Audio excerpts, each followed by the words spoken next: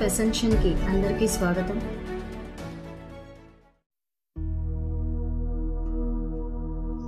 మనం చెప్పుకోబోయే chapter wars and weddings. కానీ కమాండర్ రిచర్డ్ ఆర్మీలో ఉన్న వాళ్ళు మాత్రం యాక్రేని తమ అధీనంలో ఉంచుకొని వాళ్ళే ఈ సలాదిన్ ఆర్మీని అంతా కూడా ఓడించేసి మళ్ళీ వాళ్ళ ఆ ఊరినంతటినీ కూడా పునరుద్ధరిస్తూ అక్కడున్న చర్చెస్ని కానీ బిల్డింగ్స్ని కానీ అన్నింటినీ మళ్ళీ బాగు చేస్తూ ఉంటారు. అబ్బేలో ఉంటున్న మహిళలు కూడా మరి ఈ ఆర్మీతో పాటు వెళ్ళాలా వద్దా అనే సందిగ్ధంలో పడి ఆలోచిస్తూ ఉంటారు. ఇప్పటిదాకా వాళ్ళందరూ కూడా అసరా నుండి ఎన్నో స్పిరిచువల్ ప్రాక్టీసెస్ చేసుకుంటూ చక్కగా మానసికంగా, ఎమోషనల్గా, ఆధ్యాత్మికంగా కూడా తమని తాము అభివృద్ధి చేసుకుంటూ ఉంటారు కదా. వాళ్ళకేమనిపిస్తుందంటే కొంతమందికి ఈ యుద్ధంలోని సైనికులకి అంటే ఆ సైన్యంలో ఉన్న తమ వారికి సేవ చేయడానికి కదా మనం వచ్చాం, వాళ్ళందరికీ హీలింగ్ అందించాలని కదా మనం వచ్చామని ఒక 10 మంది మహిళలు ఆ సైన్యంతో పాటు జెరూసలంకి వెళ్ళిపోతారు. కానీ జేన్, థెరీస్, గోజో నుంచి వచ్చిన ప్రీస్టెసెస్ ఎవరైతే ఉన్నారో వాళ్ళు మటుకు ఇటువంటి సెంటిమెంట్స్ని, బంధాన్ని పట్టించుకోకుండా వాళ్ళు యాక్రాలోనే ఉండిపోతారు. రిచర్డ్స్ ఆర్మీ జఫాలోకి ప్రవేశించగానే అర్సుఫ్ ప్రాంతంలో సలాదీన్ ఆర్మీ సడన్గా వీళ్ళ మీద దాడి చేస్తారు. మళ్ళీ యుద్ధం ప్రారంభమవుతుంది. ఆ సమయంలో ఈ మహిళలందరూ కూడా గాయపడిన సైనికులు ఎవరైతే ఉన్నారో అంటే అటువైపు వాళ్ళైనా ఇటువైపు వాళ్ళైనా, రిచర్డ్ సైన్యం అయినా సరే సలాదీన్ సైన్యం అయినా సరే, వాళ్ళందరికీ కూడా వీళ్ళు సేవలు చేస్తూ ఉంటారు. చనిపోయిన వారిని బరీ చేస్తూ జేన్ భర్త అయిన అలెగ్జాండర్కి సహాయం చేస్తుంటారు.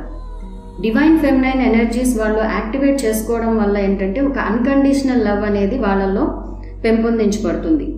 ఆ వన్నెస్ భావంతో శత్రువు అయినా సరే లేకపోతే తమ వాళ్ళైనా సరే వాళ్ళందరికీ కూడా ఒకే రకంగా వీళ్ళు హెల్ప్ చేస్తూ హీలింగ్ సర్వీసెస్ని అందిస్తూ ఉంటారు. అర్సుఫ్లో రిచర్డ్ సైన్యం సెరాసిన్స్ మీద గెలుపొందుతుంది. రిచర్డ్ జఫాలోనే ఉంటూ సలాదీన్ బ్రదర్ అయిన అల్ అదిల్తో శాంతి చర్చలు జరుపుతామని అనుకుంటాడు. కానీ చర్చలకి గై, హగ్ అలాగే రిచర్డ్తో పాటు ఇంకా ఈ యూరోపియన్ మహిళలు ఎవరైతే ఉన్నారో వాళ్ళందరూ కూడా ఈ చర్చల్లో పాల్గొంటారు. అంటే ఎలెనోర్, క్యాథరిన్, జస్టినా, మెడలిన్, ఎలిజబెత్ వీళ్ళందరూ కూడా ఆ చర్చల్లో పాల్గొంటారు. లాస్ట్ చాప్టర్లో ఇదే కదా అషరా ద్వారా ఛానల్ చేస్తూ హై ప్రీస్టెస్ చెబుతుంది. శాంతి చర్చలు జరుగుతాయని, కొంతమంది స్త్రీలు కూడా అక్కడికి వెళ్తారని, మీ అభిప్రాయాలని ఆ చర్చల్లో చెప్పచ్చని, అలా మీ మాటల్ని అన్నిటినీ కూడా అక్కడ వాళ్ళు వింటారని ఆల్రెడీ హై ప్రీస్టెస్ వీళ్ళకి ఛానలింగ్ ద్వారా చెప్తుంది. ఈ చర్చల్లో రిచర్డ్ తన చెల్లెలు విడో అయిన జోనాను రిచర్డ్కి ఇచ్చి పెళ్లి చేద్దాం అని అనుకుంటాడు. కానీ ఈ ప్రతిపాదనను సలాదీన్ వాళ్ళు ఏంటంటే నిరాకరిస్తారు. వాళ్ళ చెల్లెలు కూడా తనను అడగకుండా ఈ ప్రతిపాదన చేసినందుకు భయపడిపోయి తాను ఎప్పటికీ ఏ ముస్లింని పెళ్లి చేసుకోనని చెప్పేస్తుంది. అంటే వీళ్ళు ఏంటంటే ఒక స్త్రీని ఒక గిఫ్ట్గా వాళ్ళకి అందిస్తూ ఆఫర్ చేస్తూ ఉంటారనమాట. వాళ్ళు ఈ జోనాని అడగాలని కానీ ఆమె పర్మిషన్ తీసుకోవాలని కానీ ఇది ఆమె లైఫ్ అని కానీ వాళ్ళు ఏమాత్రం కూడా ఆలోచించరు. ఈ సమయంలోనే సలాదీన్ కొడుకుల్లో టాకీ అనే ఒకడు ఎలెనోర్ కూతురు ఎలిజబెత్ అందం పట్ల ఆకర్షితుడై ఆమె చుట్టూ తిరుగుతూ ఉంటాడు. ఈ మీటింగ్ సమయంలో ఈ ఎలిజబెత్ కూడా టాకీని ఇష్టపడుతుంది. కానీ ఈ ఎలెనోర్కి, హగ్కి తమ కూతుర్ని సాధ్యమైనంత త్వరగా ఇక్కడి నుంచి ఫోర్ట్కి తీసుకెళ్ళిపోదాము అని అనిపిస్తుంటుంది. ఎందుకంటే ఎక్కడ ఈ ఎలిజబెత్ని వాళ్ళు తీసేసుకుంటారో అని ఒక భయం ఉంటుందన్నమాట వీళ్ళలో. ఒక 4 రోజుల తర్వాత మిరాని అనే ఒక సలాదీన్ సంబంధించిన ఒక సెరాసిన్ ఉమెన్ ఉంటుందన్నమాట. ఆమె ఎలెనోర్కి, ఎలిజబెత్కి మూలికలని అడవిలో చూపిస్తాను అని తీసుకెళ్తుంది అడవికి. అక్కడ వీరిద్దరిని కూడా సెరాసిన్ ఆర్మీ వాళ్ళు పట్టుకొని కిడ్నాప్ చేస్తారు. వీళ్ళు ఏం చేయలేక ఎలెనోర్, ఎలిజబెత్ ఇద్దరు కూడా మెడిటేషన్లో కూర్చొని తమ పరిస్థితిని హగ్కి, జేన్కి ఇంకా టెలిపతి ద్వారా ఎవరైతే మెసేజెస్ని అందుకోగలరో వాళ్ళందరికీ కూడా పంపిస్తూ ఉంటారనమాట. వాళ్ళ యొక్క ఉన్న శక్తుల్ని, వాళ్ళ ఉన్న టెక్నిక్స్ని ఈ విధంగా వాడుకుంటూ మెడిటేషన్ చేసుకుంటూ ఉంటారు. ఇంతలో వాళ్ళ దగ్గరికి అల్లాదిల్ వస్తాడు. వచ్చి టాకీ ఎలిజబెత్ని ఇష్టపడ్డాడు, ఆమెను పెళ్లి చేసుకోవాలనుకుంటున్నాడు అని చెప్తాడు.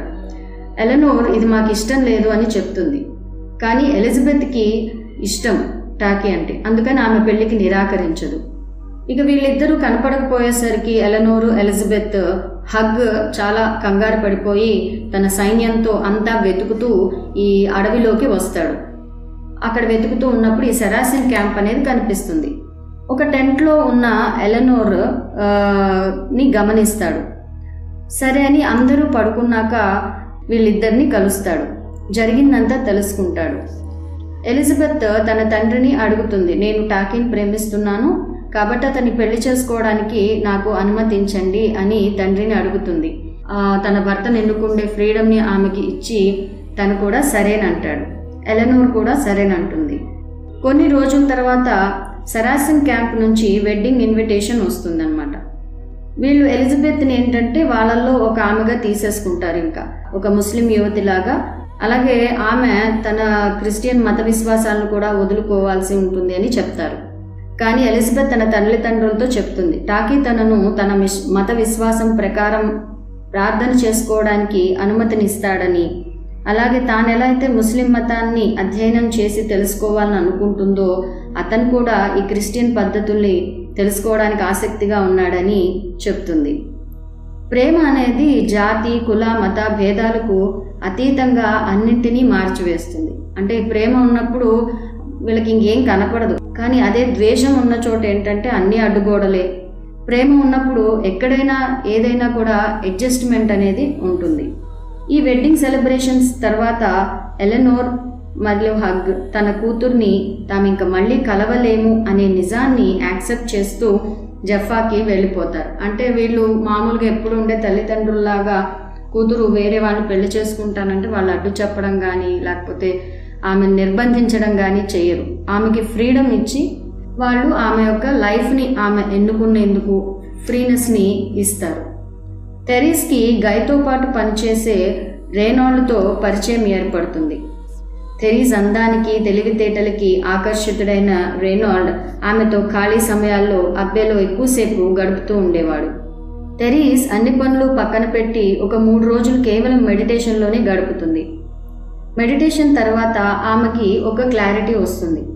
రేనాల్డ్ని వెంటనే పెళ్లి చేసుకుందామని నిర్ణయించుకుంటుంది. యాక్చువల్గా తెరీస్ వాళ్ళ తండ్రి యుద్ధానికి వెళ్తాడనమాట. కానీ ఆయన వచ్చేదాకా ఆగుదామని అనుకుంటుంది. కానీ లేదు, వెంటనే పెళ్లి చేసుకోవాలి అని చెప్పి వీళ్ళిద్దరూ కూడా అనుకుంటారు. అప్పుడు ఈ విషయాన్ని అషరాకు తెలియచేస్తే అషరా తన గార్డెన్లో వివాహం మీరు చేసుకోవచ్చు అని చెప్పి వాళ్ళకి అనుమతిని ఇస్తుంది. ఆ గార్డెన్ని గార్డెన్ ఆఫ్ హయ్యర్ హీలింగ్ అని పిలుస్తారట. అక్కడ దేవతా శక్తి అనేది అలా కురుస్తూ ఉందా అనేటట్టు ఉంటుందన్నమాట. అంటే ఒక గాడెస్ టెంపుల్ కట్టడానికి ఏవైతే అవసరమో అవన్నీ కూడా ఆ గార్డెన్లో ఉంటూ ఉంటాయి. అక్కడ బిల్డింగ్లో కొంతమంది ఆడవాళ్ళు ఈ మూలికలన్నింటి నుంచి కూడా హెర్బల్ రెమెడీస్ని తయారు చేస్తారు. అంటే కొన్నిటిని వాటిలోని సారం తీసి చేయడం, అలాగే డ్రై ఏవైతే ఉన్నాయో ఆ డ్రై హెర్బ్స్ ఇవన్నీ కూడా వాళ్ళు అక్కడ తయారు చేస్తూ ఉంటారు. వీళ్ళకి చూపిస్తుంది సలీమా అనే ఒక హీలర్ అన్నమాట. ఆమె ఇంకా హీలింగ్ గురించి చెప్తూ, హీలింగ్ అనేది కంప్లీట్గా జరగాలి అంటే ఒక ఫిజికల్ బాడీని ట్రీట్ చేస్తే మటుకు సరిపోదు. మన plasma body, etheric body, emotional body, mental body, అలాగే స్పిరిచువల్ బాడీ, ఈ కంప్లీట్ హీలింగ్ అనేది జరుగుతుంది అని చెప్తుంది. ఒక రోగి శరీరంలో ఎక్కువ భాగం అశాంతిగా, గందరగోళంగా కనుక ఉంటే అతడి ఒక రోగాన్ని మనం ఒక స్పిరిచువల్ ప్రాబ్లంగా పరిగణించాలట. అంటే చైతన్యం లేకపోవడము, సమంగా ఎనర్జీస్ లేకపోవడము, జ్ఞానం లేకపోవడం వల్ల కూడా ఈ బాడీస్ అన్నీ కూడా రోగగ్రస్తం అవుతాయి అని చెప్తుంది. సలీమా తెరీస్ని అడుగుతుంది, నీకు హీలింగ్ చేయడం వచ్చా, నీకు ఈ హీలింగ్ ఆర్ట్ గురించి తెలుసా అని చెప్పి. తనకు తెలియదు. జేన్కి ఇంకా కొంతమంది మా గ్రూప్లో ఉన్న వాళ్ళందరికీ హీలింగ్ హార్ట్ గురించి తెలుసు, నేను కూడా నేర్చుకోవాలనుకుంటున్నాను అని చెప్తుంది. అప్పుడు సలీమా హీలింగ్ని ఎలా చేయాలో ఆమెకు నేర్పిస్తుంది. నీ తలపై భాగాన ఒక ద్వారం ఉన్నట్టు ఊహించుకో. అది ఓపెన్ అయినట్టు విజువలైజ్ చేయి. అలా ఓపెన్ అయినప్పుడు అందులోంచి యూనివర్సల్ ఎనర్జీ ఏదైతే ఉందో, అంటే మనం విశ్వమయ ప్రాణశక్తి అంటాం కదా, ఆ యూనివర్సల్ హీలింగ్ ఎనర్జీ అనేది మన క్రౌన్ చక్ర ద్వారా ప్రవహిస్తూ మన శరీరంలోకి, మన చేతుల్లోకి, అలాగే మన అరచేతుల ద్వారా కూడా ప్రసారం అవుతూ ఏ వ్యక్తికైతే మనం హీలింగ్ చేయాలని అనుకుంటున్నామో వారిలోకి ప్రవేశిస్తుంది. ఈ కొంతమందికి హీలింగ్ కెపాసిటీ అనేది సహజ సిద్ధంగానే ఉంటుందట. కొంతమందికి మటుకు ఒక గురువు ద్వారా ఆ క్రౌన్ చక్ర ద్వారా ఓపెనింగ్ అనేది అవసరమవుతుంది. అంటే ఏంటంటే ఇనిషియేషన్. ఎప్పుడైనా మనం ఇనిషియేషన్ చేసుకున్నప్పుడు ఆ కనెక్షన్ కోసమని మన క్రౌన్ చక్ర ద్వారా వాళ్ళు ఓపెనింగ్ అనేది చేస్తారు. అది ఒక గురువు ద్వారా జరుగుతుంది. ఈ ప్రాసెస్ చేయడం వల్ల ఏంటంటే మనలో హీలింగ్ కెపాసిటీ అనేది మనం జాగృతం చేసుకోవచ్చు అని చెప్తుంది సలీమా. మన లైట్ మెడిటేషన్స్ చేసేటప్పుడు కూడా గెలాక్టిక్ సెంట్రల్ సన్ నుంచి ఎనర్జీస్ మనలోకి వస్తున్నట్టు మనం విజువలైజ్ చేస్తాం కదా. అలా కాంతిని తీసుకొని ఎవరికైనా ఒక వ్యక్తికి కానీ, లేకపోతే కొన్ని ప్లేసెస్కి కానీ, ఎక్కడ అయితే న్యాచురల్ కెలామిటీస్ జరుగుతుంటే అక్కడికి కానీ మనం ఎనర్జీస్ని రిసీవ్ చేసుకొని ఆ హీలింగ్ ఎనర్జీస్ని మన చేతుల ద్వారా ప్రవహింప చేస్తాం. అదే ఇక్కడైతే వాళ్ళు టచ్తో చెప్తున్నారు అన్నమాట. సలీమా వాళ్ళని అందంగా డెకరేట్ చేసిన ఒక చిన్న బిల్డింగ్, ఒక రూమ్ లాంటి దాంట్లోకి తీసుకువెళ్తుంది. గ్రీన్ లైట్తో ఆ రూమ్ అంతా కూడా వెలిగిపోతూ ఉంటుంది. ఎక్కడి నుంచి వస్తుంది గ్రీన్ లైట్ అని చూసినప్పుడు ఆ బిల్డింగ్ రూఫ్ పైన ఒక ఓపెనింగ్ ఉంటుంది. అక్కడ ఒక పెద్ద ఎమరాల్డ్ని పెట్టారు, అంటే పచ్చ అన్నమాట. ఆ సన్లైట్ ఆ ఎమరాల్డ్ మీద పడి ఆ ఎమరాల్డ్ నుంచి ఆ కాంతి అంతా కూడా ఆ రూమ్ అంతా కూడా ప్రసరిస్తూ ఒక గ్రీన్ లైట్ విస్తరించి ఉంది. దాన్ని హీలింగ్ రూమ్ అంటారట. ఇది మైండ్ని, ఎమోషన్స్ని హీల్ చేస్తుంది. నిరాశ, నిస్పృహ, గందరగోళం పరిస్థితులుగా ఉంటూ చాలా లో ఎనర్జీస్ ఫీల్ అవుతారు ఎమోషనల్గా. అప్పుడు ఈ రూమ్లోకి వెళ్ళి వాళ్ళు మెడిటేషన్ చేసేవాళ్ళట. సలీమా వీళ్ళిద్దరినీ కూడా ఆ రూమ్లో కళ్ళు మూసుకొని కూర్చోమంటుంది. అప్పుడు థెరీస్ ఒక విజన్ని చూస్తుంది. ఎంతోమంది ప్రజలు గాయాలతో, బాధలతో ఏడుస్తూ ఉన్నట్టు ఆమె చూస్తుంది. వీళ్ళు చాలామందికి హెర్బల్ రెమెడీస్ని ఇస్తూ ఉంటారు. కానీ ఆ తర్వాత ఆ హెర్బల్ అనేవి, ఆ హెర్బ్స్ అన్నీ కూడా అయిపోతాయి. ఈ గ్రేట్ ఎమరాల్డ్, ఈ పెద్ద పచ్చ ఏదైతే ఉందో దాని నుంచి ఆ గ్రీన్ లైట్ ప్రవహిస్తూ వీళ్ళందరిలోకి ఆ హీలింగ్ ఎనర్జీస్ ప్రవహిస్తూ వీళ్ళు ఎప్పుడైతే ఆ బాధపడే వాళ్ళని టచ్ చేస్తూ ఉంటారో వాళ్ళలోకి ఇది ప్రవహిస్తూ ఉన్నట్టు, వాళ్ళని అది క్యూర్ చేస్తున్నట్టు ఈమెకి విజన్ అనేది వస్తుంది థెరీస్కి. అంటే ఆ ఎమరాల్డ్కి అంత పవర్ ఉందన్నమాట, అంత హీలింగ్ ఎనర్జీ ఉంది. అందుకే మన హాస్పిటల్స్లో కూడా చూస్తే అన్ని గ్రీన్ కర్టన్స్ అది పెట్టుంటాయి. అది ఆ కలర్ థెరపీ ద్వారా కూడా మనకి ఆ హీలింగ్ ఎనర్జీని మనం తీసుకోవచ్చు. కాసేపు అయ్యాక థెరీస్ ఈ మొత్తం దృశ్యం ఏదైతే ఉందో ఈ సీన్ మొత్తం నుంచి ఎమోషనల్గా డిటాచ్ అయిపోతూ ఉంటుంది. ఇట్లా అయిపోయిన తర్వాత ఆమెకి ఒక క్లారిటీ వస్తుంది. ఆమెకి ఏం అర్థమవుతుందంటే, ఒక మంచి హీలర్గా ఉండాలంటే ముందు ఇతరుల యొక్క బాధని మనం తీసుకోకూడదు. ఎప్పుడైతే మనం ఆ బాధని మనలోకి తీసుకుంటామో మన ఎమోషనల్ బాడీ అనేది డిస్టర్బ్ అవుతుంది. నీ ఎమోషనల్ బాడీ డిస్టర్బ్ అయితే మనం పక్క వాళ్ళకి మనం ఇంకేమి హీలింగ్ ఇవ్వగలం. ఆ తర్వాత థెరీస్, రేనాల్డ్ వీళ్ళిద్దరూ కూడా గార్డెన్ నుంచి అషరా ఇంటికి వస్తారు. అక్కడ ఆమె మిగతా ఈ బృందంలో ఉన్న మహిళల బృందంలో ఉన్న యూరోపియన్స్ వీళ్ళందరూ కూడా గైడెడ్ మెడిటేషన్ చేస్తూ ఉంటారు. కాబట్టి కామ్గా వచ్చి కూర్చోమని అషరా వీళ్ళకి చెప్తుంది. సో మనం కూడా ఒక 3 minutes ఈ గైడెడ్ మెడిటేషన్ చేద్దాము. అందరు కళ్ళు మూసుకోండి. మన ఇంటి పైన అంతా కూడా ఒక కాంతి గోపురం ఇంటి పైన చుట్టూ ఉండడాన్ని విజువలైజ్ చేద్దాం.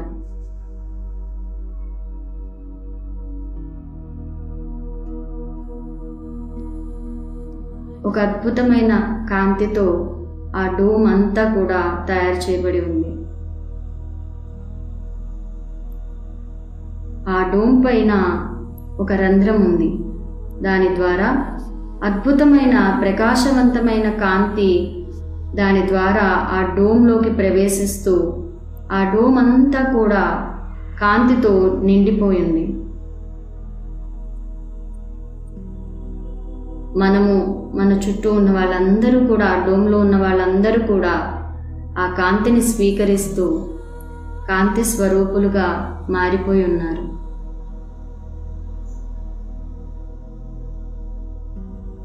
ఈ కాంతి అన్ని రకాల బాధల నుంచి, హాని కలిగించే వాటన్నింటి నుంచి కూడా మనకి రక్షణనిస్తూ ఉంది.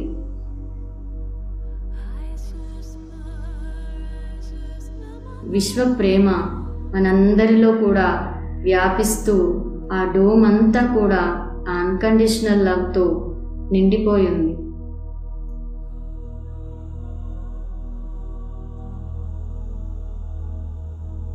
ఆ డోమ్కి 4 పక్కల కూడా కొన్ని హోల్స్, రంధ్రాలనే ఉన్నాయి. ఆ రంధ్రాల ద్వారా ఈ కాంతి అంతా కూడా బయటకు వెళ్తూ మీ చుట్టుపక్కల అంతా కూడా వ్యాపిస్తూ ఉంది.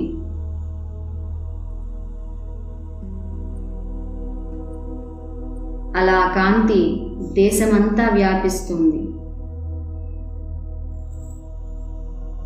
ఆ తర్వాత భూమి అంతా కూడా ఆ కాంతితో నిండిపోయింది. ఈ కాంతిని ఎక్కడైతే ప్రస్తుతం భూమి మీద యుద్ధాలు జరుగుతున్నాయో అక్కడంతా కూడా ప్రవహిస్తూ ఉన్నట్టు విజువలైజ్ చేయండి. మొత్తం అంతా, భూమి అంతా కూడా ఈ కాంతి విస్తరిస్తూ వ్యాపిస్తూ ఉంది. అక్కడున్న ప్రజలందరికీ కూడా ఈ కాంతి రక్షణని, ప్రేమని అందిస్తూ ఉంది. ఇలా కొంచెం సేపు విజువలైజ్ చేద్దాం.